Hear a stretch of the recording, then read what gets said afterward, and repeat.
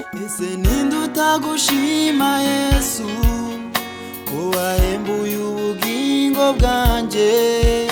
nari ndi mu barimbuka kubw'ineza yawe urankiza igikundiro n'igitinyiro yambaye ubu ndashinganye nabuzwa n'iki kukunezeza Yesu we warakoze ibyo bituma ntazapfa ahubwo nzarama kugira ngo ntekerereze abantu bose ibyo wankoreye ibyo bituma ntazapfa ahubwo nzarama kugira ngo ntekerereze abantu bose ibyo wankoreye Yesu nubona ko mbyibagiwe uzanyibutse bya byuya byawe wabize uri Getsemani Yesu nubona ko mbyibagiwe uzanyibutse bya byuya byawe wabize uri Getsemani uzirange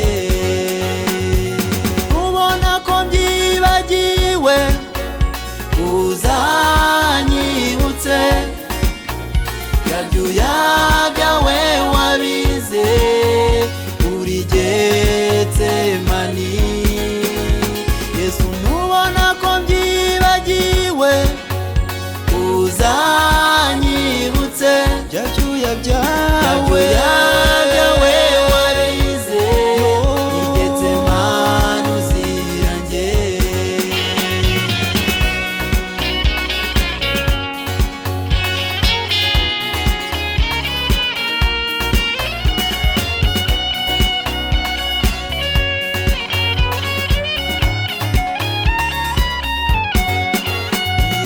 umuyaga w'ishuheri byari bikomeye waraturinze ubu turaririmba indirimbo zo kugushima ineza yawe n'urukundo rwawe isanzure n'isi birabihamya ku musaraba i Gologota ndageze umutwaro uragwa urangurura n'ijwi rirenga uti byose birarangiye nibuka amaraso wavuye nibuka imisumari mu biganza nibuka icumu ry'urubavu byose ari ukugira ngire Yesu nubona ko mbyibagiwe uzanyibutse bya byuya byawe wabize uri Getsemani Yesu nubona ko mbyibagiwe uzanyibutse bya byuya byawe wabize uri Getsemani uzirange Yesu nubona ko mbyibagiwe uzanyibutse bya byuya